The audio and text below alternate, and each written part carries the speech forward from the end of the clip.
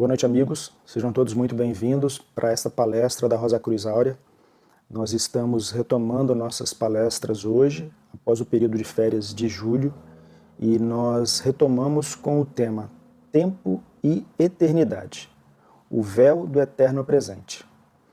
Nós lembramos que nosso interesse aqui são as questões ligadas à transformação da consciência e à vida espiritual. Para isso, nós até trataremos de algumas questões ligadas à física e à ciência, mas apenas para ilustrar o que queremos dizer. Apenas como, diríamos, imagens ou símbolos das realidades da consciência espiritual. Não é, portanto, a compreensão intelectual dessas verdades que podem nos auxiliar no caminho proposto. Mas talvez essas imagens nos auxiliem a ir além do que os nossos sentidos nos apresentam e nos façam questionar. Nós estamos muito arraigados ao que os nossos sentidos nos apresentam da realidade. Mas esses sentidos são extremamente limitados e a realidade é muito mais ampla do que aquilo que normalmente entendemos. Na nossa reflexão de hoje, queremos, em primeiro lugar, refletir com vocês sobre o conceito de tempo, o que nos levará a entender também os conceitos de eternidade e eterno presente. Esta questão foi tratada de diferentes formas por vários pensadores ao longo da história. Filósofos, cientistas, místicos, gnósticos, por diversas razões, questionaram a visão habitual que temos sobre esses conceitos.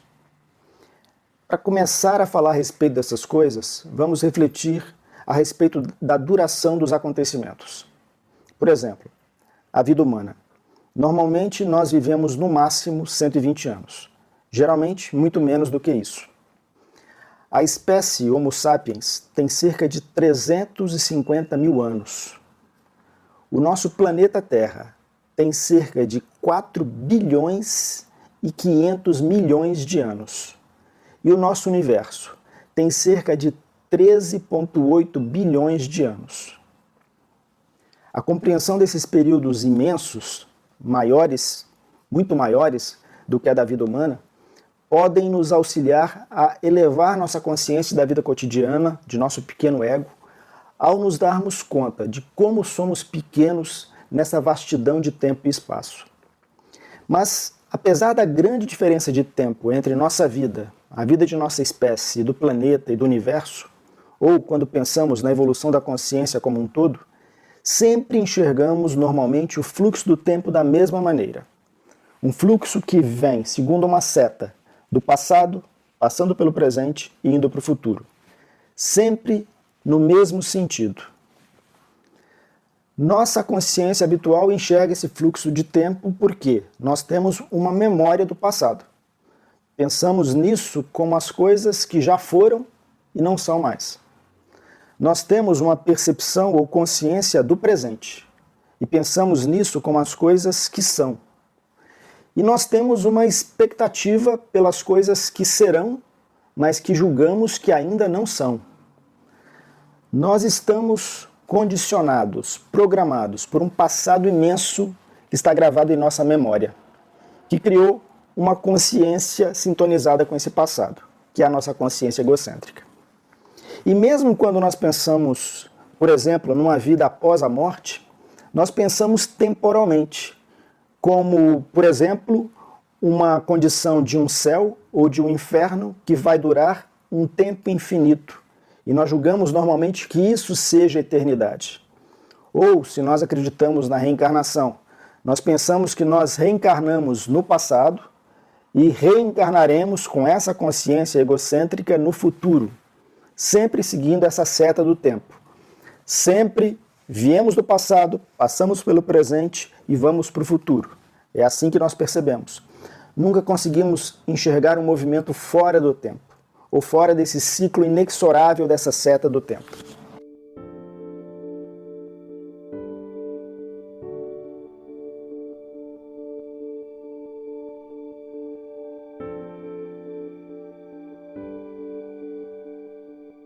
Independente das diferentes durações de tempo, nós reconhecemos em tudo uma contínua mudança.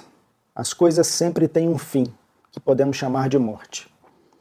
Um pensador grego do período pré-socrático, o Heráclito, deixou para a posteridade o conceito de panta rei, ou seja, tudo flui, nada permanece. É aquela ideia de que o homem não se banha duas vezes no mesmo rio, porque as águas do rio sempre são renovadas. E o ser humano também, sempre é renovado. O ser de ontem não é o ser de hoje. O homem é como um rio. Tudo está em contínua mutação, inclusive a própria consciência humana. Esta é a constatação que também incomodaria o pensador indiano Siddhartha Gautama, conhecido posteriormente como o Buda, o iluminado, o desperto, que começou sua busca espiritual justamente ao se deparar com a transitoriedade de tudo, de como a vida humana inexoravelmente terminava em doença, envelhecimento e morte. Outro pensador pré-socrático, da mesma época de Heráclito, o Parmênides, abordou a realidade de forma diferente. Ele fala da realidade como aquilo que é, que realmente é. Nada nunca foi nem será, porque tudo é. Em sua concepção, a existência é atemporal, necessária e indestrutível, enquanto a mudança é impossível. A realidade que nós conhecemos de contínua mudança seria, na verdade, uma realidade ilusória, e não a realidade fundamental. Toda mudança seria ilusória. Apesar das diferenças entre essas concepções, a concepção de Heráclito e de Parmênides, na verdade elas se complementam. Heráclito como que falava a partir de uma consciência ligada ao fluxo do tempo. Parmênides, do ponto de vista de uma consciência da eternidade. Uma outra ideia ligada ao conceito de tempo é a ideia do eterno retorno. É uma concepção de que o universo e toda a existência se repetem um número infinito de vezes, através do tempo e espaço infinitos. Ou de que há um padrão cíclico de certas recorrências, como eras na roda do tempo. Podemos, portanto, dividir a ideia em duas. Na primeira, cada instante do tempo se repetiria exatamente da mesma forma. Um autor grego, por exemplo, falou que Sócrates beberá cicuta infinitas vezes. Na segunda ideia, alguns elementos são repetidos, depois de eras ou de uma encarnação para outra, mas não os detalhes, apenas alguns padrões. Essa teoria do eterno retorno é encontrada na filosofia indiana, que fala das eras de desenvolvimento, por exemplo, que fala da reencarnação de algum aspecto do ser humano. Também na sabedoria judaica, um livro como Eclesiastes, por exemplo, fala que nada há de novo debaixo do sol. Tudo é vaidade e aflição de espírito. E também na escola pitagórica, fundada por Pitágoras. O eterno retorno, na sabedoria indiana antiga, era visto como um ciclo sem fim que aprisionava o ser humano. Nessa concepção, havia uma roda das reencarnações, mas que era uma prisão da qual o ser humano precisava se libertar. Era uma roda de repetição, não de evolução. Essa concepção de uma reencarnação como evolução é uma concepção mais moderna.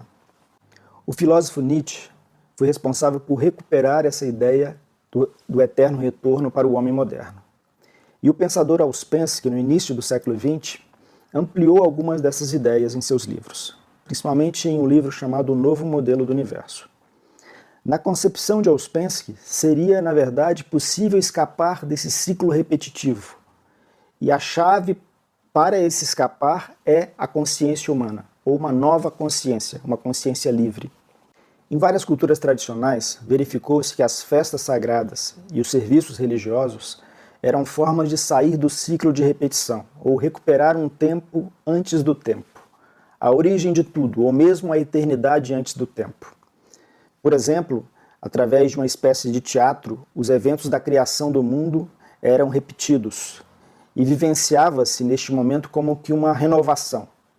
Por exemplo, no final de um ano, no início de um novo ano, é como se um renascimento completo, uma recriação de todo o universo acontecesse a partir desse ponto da eternidade, que não seria como que uma regeneração do antigo, mas a criação de algo completamente novo, um novo mundo, uma nova realidade, uma nova consciência.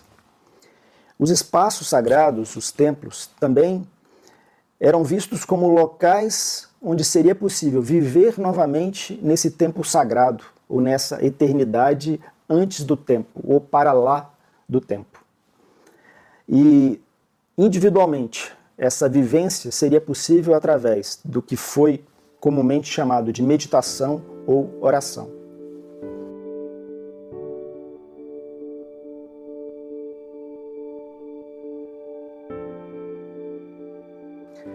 A nossa compreensão mais usual é que todos vivenciam o tempo da mesma maneira e que o tempo é o mesmo para todo o universo.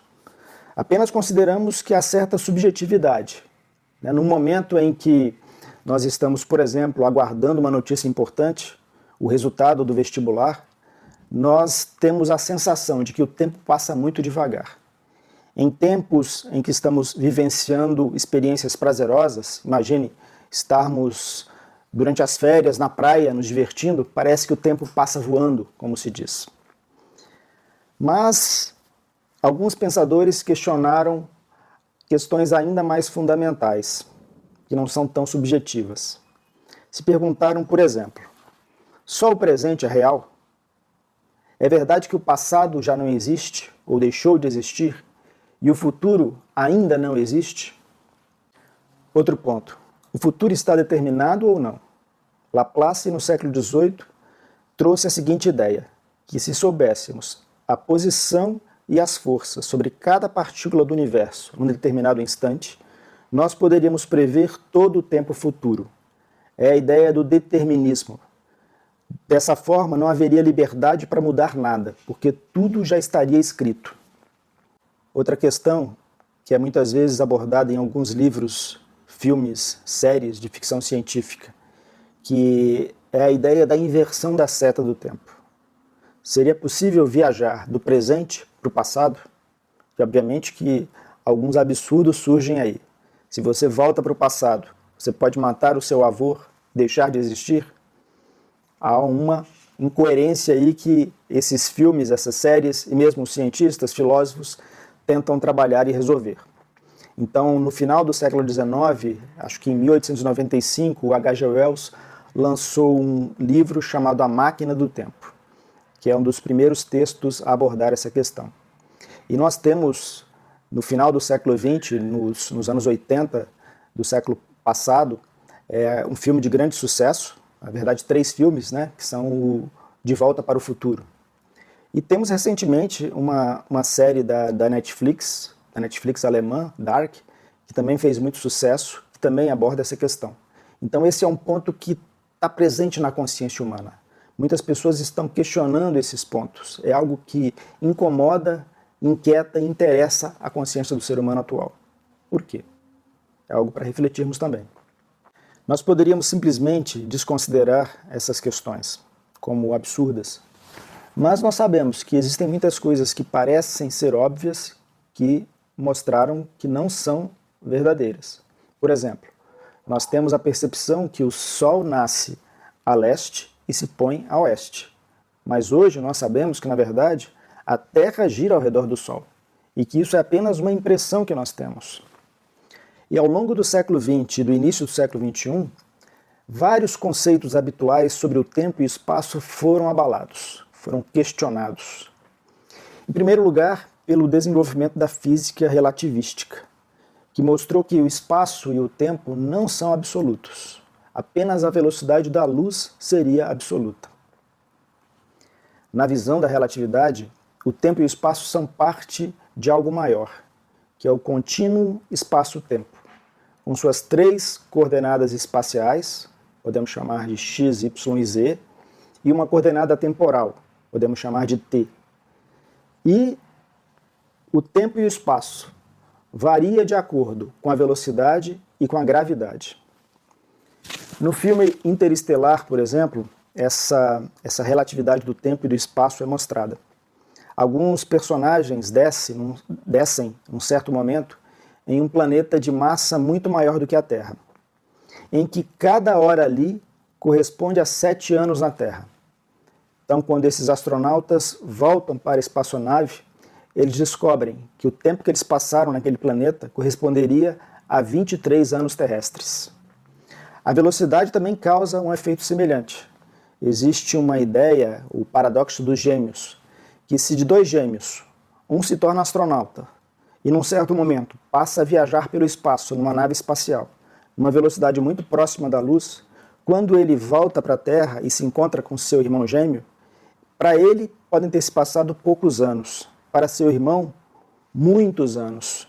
Então, esse irmão que viajou e voltou seria muito mais jovem do que o seu irmão e vivenciou um tempo muito menor do que o tempo vivenciado por seu irmão. Na verdade, mesmo se um irmão mora no litoral e o outro na montanha, há uma diferença entre esses tempos, mas é uma diferença irrisória, que pode ser desconsiderada. Porém, relógios de precisão já mostraram a realidade desses fatos da teoria relativística. E hoje, nós sabemos que o tempo, como se passa na superfície do planeta, é diferente do tempo que se passa, por exemplo, nas órbitas dos satélites. E essa diferença de tempo, porque é uma gravidade diferente daqui para a órbita de satélites, precisa ser considerada e corrigida. Senão os nossos GPS, por exemplo, não funcionariam da forma correta. Mas a física quântica complicou a coisa um pouquinho mais. A relatividade é a lei que rege os corpos grandes.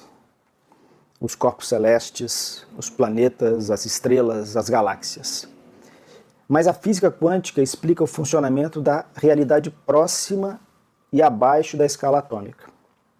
Então, a realidade das coisas muito grandes é explicada pela relatividade, e das coisas muito pequenas é explicada pela física quântica.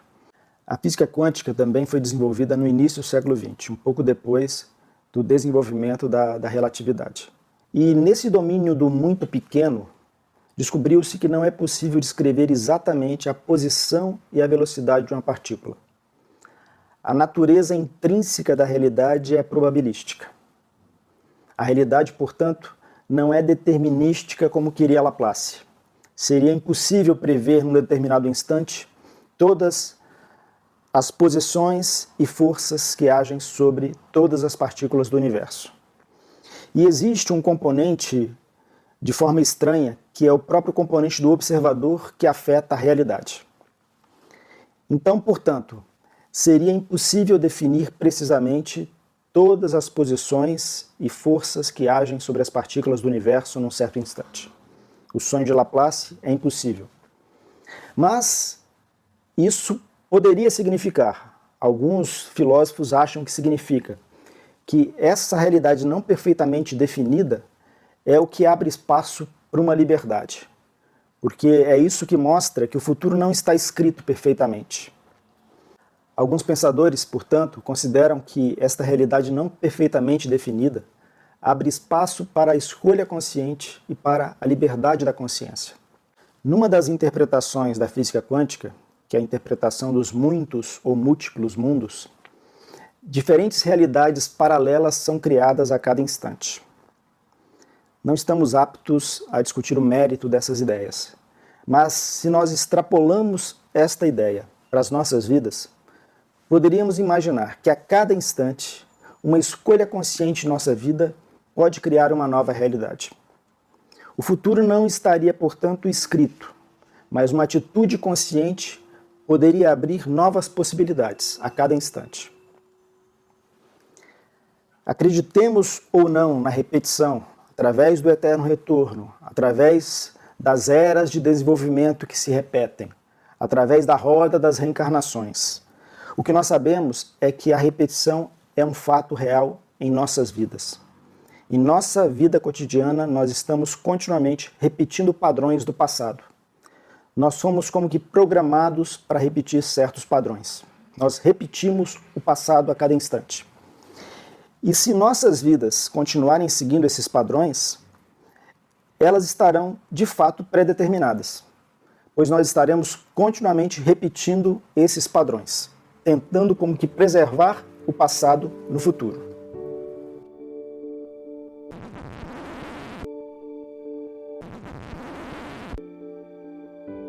Em certo momento do desenvolvimento da consciência, o ser como se sente separado do seu ambiente. E por isso ele começa a perceber a impermanência desse ser separado que ele é, a possibilidade de seu fim. Temendo então o desconhecido, ele se aferra ao conhecido, à memória. A memória que é o passado. E tenta perpetuar esse conhecido no futuro. Então ele tenta repetir continuamente o futuro. Esse é um padrão da consciência. Ele então já não vive no presente de cada instante, mas pelo espaço que ele cria psicologicamente, o espaço fora, dentro, ele está dentro e não está fora. O tempo psicológico também é criado, ou seja, o antes e o depois. Vendo-se como um ser separado, ele percebe a sua finitude, ele se aferra ao conhecido, o passado, a memória. E nisso ele cria também o tempo psicológico. A consciência egocêntrica é justamente a consciência criada a partir dessa separação, dessa cisão entre o fora e o dentro, entre o passado e o futuro. É a consciência que procura preservar o passado no futuro e que nunca vivencia o presente absoluto. Essa consciência egocêntrica que vive no tempo, ela é egocêntrica justamente porque ela se percebe como um ser separado. E temendo a sua morte, ela faz tudo para se preservar. Então ela trabalha apenas para si mesma, fundamentalmente. Sua existência no tempo tem uma importância. Essa fase dessa consciência no tempo, essa fase da consciência egocêntrica, é parte do desenvolvimento de uma consciência. Nossa humanidade, de forma geral, está passando por essa fase, ou está chegando a ela, ou está transcendendo essa fase.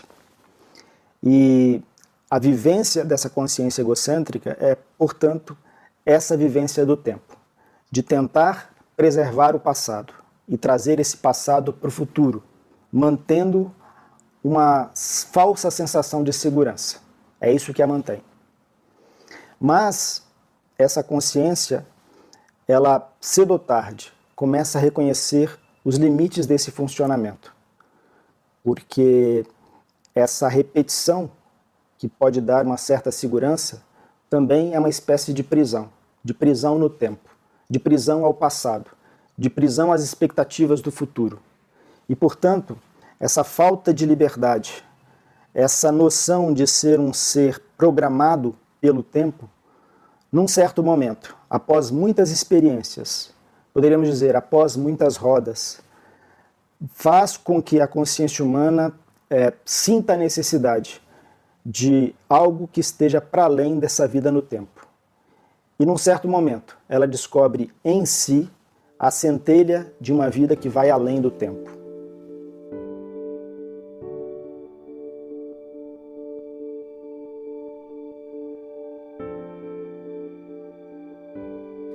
É justamente a partir do momento em que uma consciência se encontra com as fronteiras do tempo, com as fronteiras do que essa vida de repetição a conduz, que ela passa a anelar, ansiar por algo diferente, por algo que esteja além desses limites.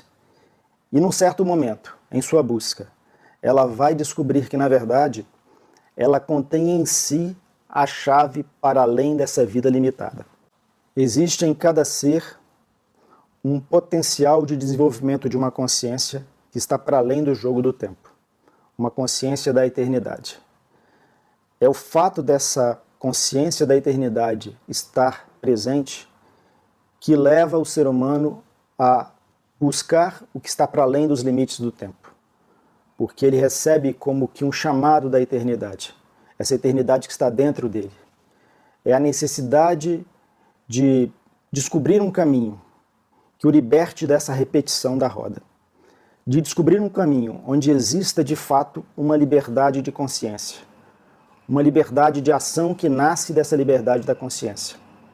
Então é esse anseio que faz com que o ser humano busque e, por fim, encontre em si essa realidade e passe a trabalhar para como que desobstruir os caminhos dessa consciência da eternidade em si.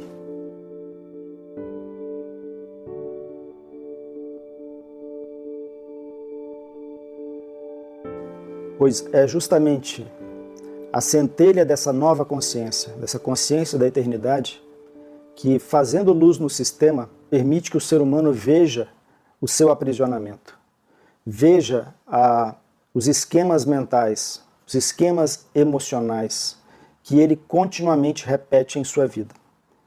E é essa luz que se faz presente, como que apontando para uma nova possibilidade, para uma nova consciência, que faz com que o ser humano gradativamente comece a olhar em si a partir dessa luz e enxergar esses jogos mentais de um pensamento preso ao passado, emocionais, de emoções, sentimentos, desejos que simplesmente repetem padrões do passado.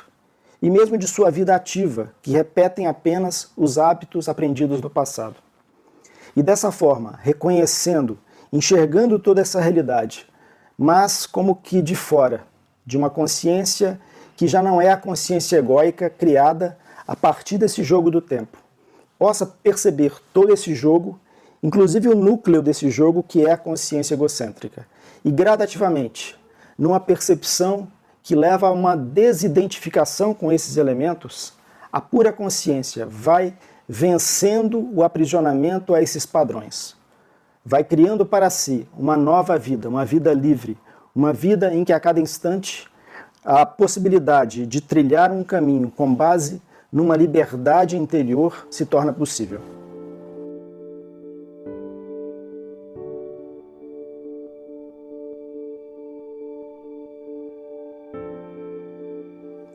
Essa vida livre, ela só existe no eterno presente, que se torna eterno a cada instante em que vivenciamos isso plenamente, a partir da consciência. A verdadeira eternidade é, portanto, a transcendência do tempo. Não é uma beatitude que se prolonga infinitamente num tempo, mas é ir além do tempo, além desse padrão de passado, presente e futuro. O presente da consciência desperta é, de fato, o único ponto de passagem para essa condição. Então não é possível nós trabalharmos o passado, não é possível nós trabalharmos o futuro, mas é a passagem desse presente vivo, em que a eternidade pode se manifestar num instante, que nós podemos modificar toda a nossa história e todo o nosso destino, todo o nosso passado e todo o nosso futuro. Mas a chave está no aqui e no agora, nesse ponto onde a consciência pode estar presente, a consciência da eternidade. Essa pura consciência do eterno presente, ela vai se ampliando até atingir como que a totalidade do espaço-tempo. Um símbolo para essa consciência é a própria luz. Nós lembramos o conceito da relatividade, de que qualquer objeto que se move a uma velocidade muito próxima da luz tem seu tempo estendido e o seu espaço encurtado. No limite, na própria velocidade da luz, na velocidade que viaja um fóton, uma partícula de luz, não há tempo. Para a luz, nesse limite absoluto, o início e o fim do universo são um único instante. E um lado e outro do universo são um único ponto. Então a totalidade da existência é una. Nós poderíamos até especular que aqueles que atingiram essa consciência chamada consciência iluminada, de fato entraram em contato com essa realidade da luz transcendente. Que não é à toa que essa consciência sempre foi chamada de consciência da iluminação. Porque de fato, a forma que a luz se comporta é uma imagem dessa consciência que abrange a totalidade. Então, é nesse eterno agora que o todo pode estar presente.